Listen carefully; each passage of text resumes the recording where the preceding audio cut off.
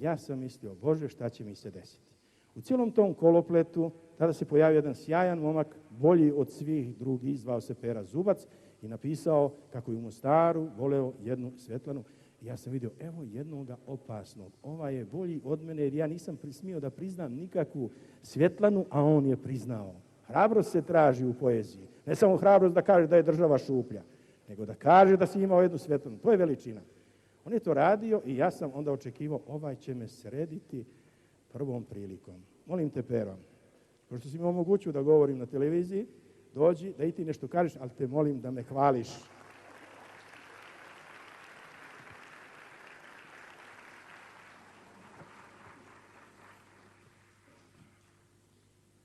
Duško nije imao tih problema, mada je razložno misliti da nova generacija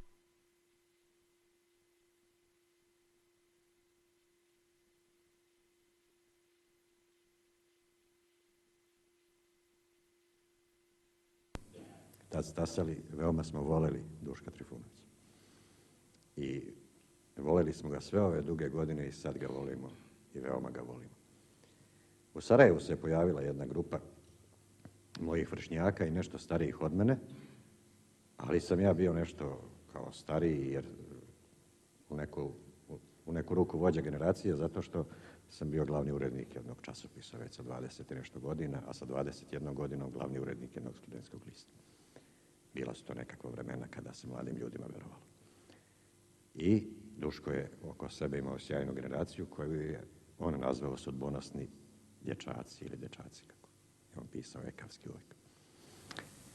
Ne bi ih sad nabrajao jer su na raznim stranama, ali su veliki pesnici i većina od njih su ostali časni i sjajni ljudi. Ima vojskovođa, ima predsjednika, ima filozofa. Sve je to ipak naša generacija i sve je to ipak naša pamet. Mnogo smo zajedno uradili, Duško i ja. Duško je bio u neku ruku našu buru. Pre nego što je počelo ovo da se veruje u druge. Bio je najfiniji vođa i bilo je lepo sve ove godine ići za njim, sa njim, a i pred njim. Ja sam dosta rekao, jel mogu ja sad idem u reportažna kola, ali bi te nešto zamolio sam. Pošto ti uvek govoriš malo i sažeto i kratko, da sad malo nešto duže kažeš da bi ja mogao da dođem do kola koje su okolo kod Vičeka. Hvala ti unaprijed. Uzmi svoj aplauz. Ja ti ga ja ne kvarim.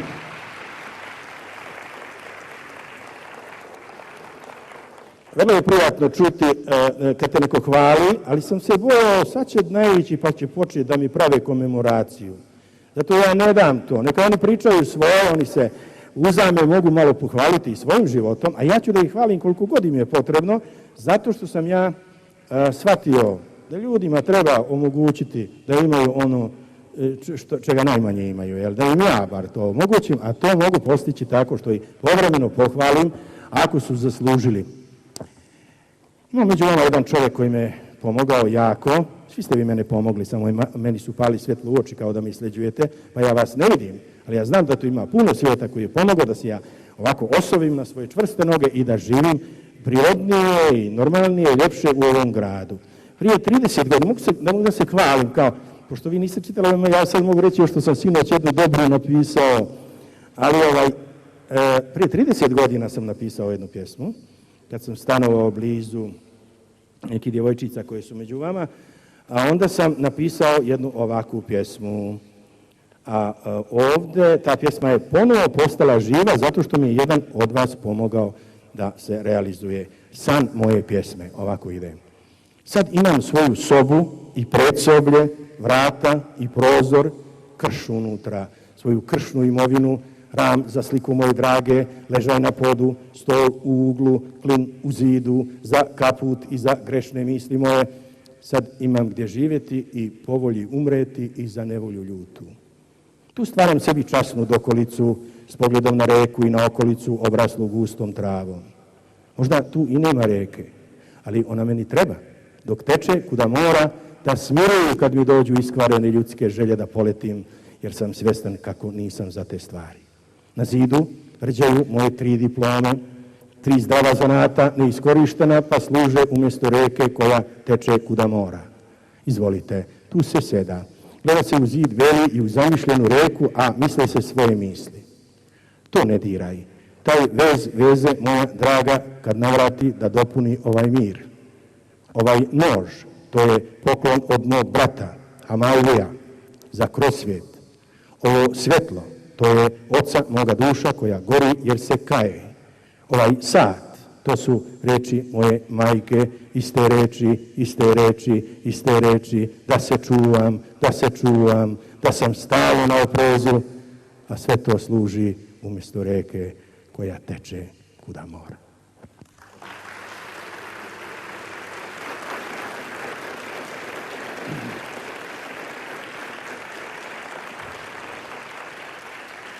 Evo, jednom u brzom vozu preko Popovog polja, Kabikal Anđel viče meni laj, što je dobro, pogledaj kako je strašna, laj, nemoj kažem ja, ti si Mađar, ti si drag čovjek, ti ne znaš da laj u našem jeziku nije Bog zna kakva riječ, ja ću tebi to promijeniti i napisat ću naj. I napišem to i Branko to sjajno zna da pjeva, a Vojin da ga prati. Ti si mi bila u svemu naj. I u dobru i u zlu. I u dobru i u zlu. O, verovali ili ne, ti si meni sve naj.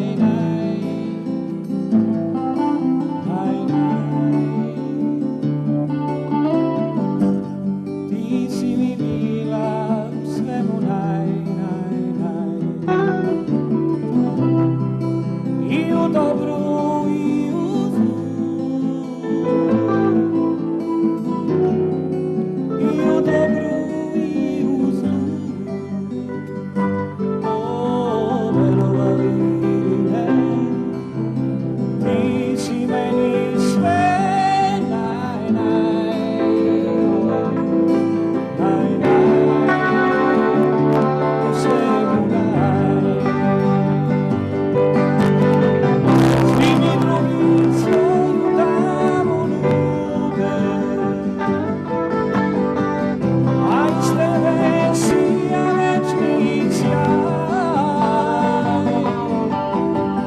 zato si u svemu za me naj, u svemu naj.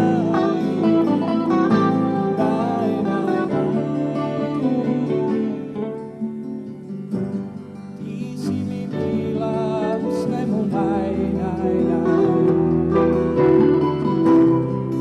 I u dobru i u zlu. I na javi i u snu. O, verovali ili ne, ti si meni sve naj.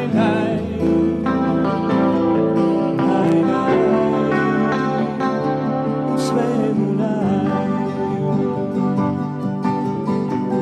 Svi mi drugi svoju damu nude, a iz tebe sija večni sjaj. Zato si u svemu za me naj, u svemu naj.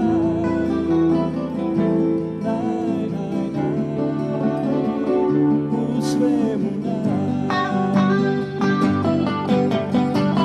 Svi mi drugi svoju damu nude,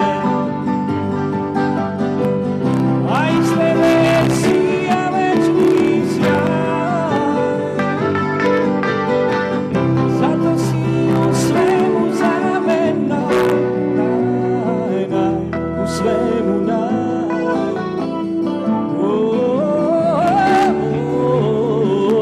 U svemu naj.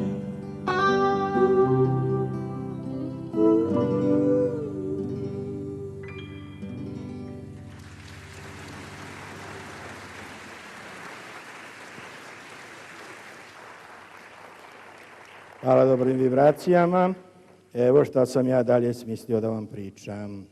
Jedne godine pogrešim ja na poslu time što u mojoj emisiji neko pomene ime koje se ne pominje. I ujutru ide direktor, čita novine, juri iz stepenice i kaže, dođi gore kod mene. Kako ću sad kod njega? Šta ću mu reći? Pomenuo čovjek jedno ime velikog jednog čovjeka, ali je dogovor da ga ne pominjem. Ja šta ću, kažem, doći ću. Dođem gore, a mi smo zajedno studirali, on je moj drug, ja njega znam da je baraba, ali drugovi smo, šta, izdržat ću ga.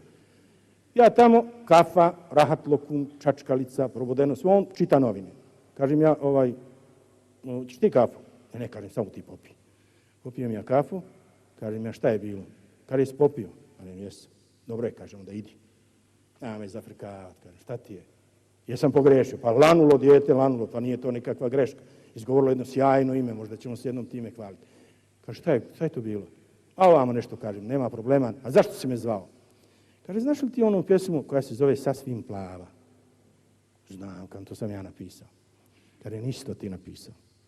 To sam ja napisao. Ja to 3 noći već recitujem jednoj plavuši i ona misli da sam ja napisao. Molim te, nemoj da ovih dana recituješ po gradu, da ona ne sazna, a to što piješ kafu, to ti je honorar.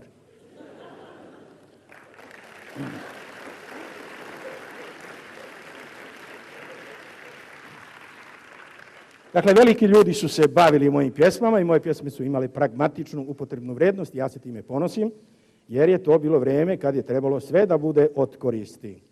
Naročito prijateljima. Evo te pjesme. Što ja ne bi pokušao da te prevarim? Da ti kažem ubedljivo, ta su brda što se vide kroz tvoj prozor sasvim plava.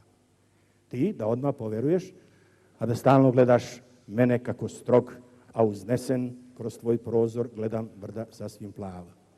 A tek posle da provjeriš, pa da vidiš kako brda kroz tvoj prozor baš i nisu sasvim plava, čak i nisu neka brda. Pa da onda gledaš sebe, da se čudiš, da se pitaš šta ti bi da povjeruješ, ali da sve kasno bude, pa da plačeš kad ja odem, a da sebe ubeđuješ i da sebi dočaravaš, da su brda, što se vide kroz tvoj prozor, stvarno brda, a ta brda sasvim plava. Zašto ne bi pokušao? Pa da sebi dočaravaš kad ja odem.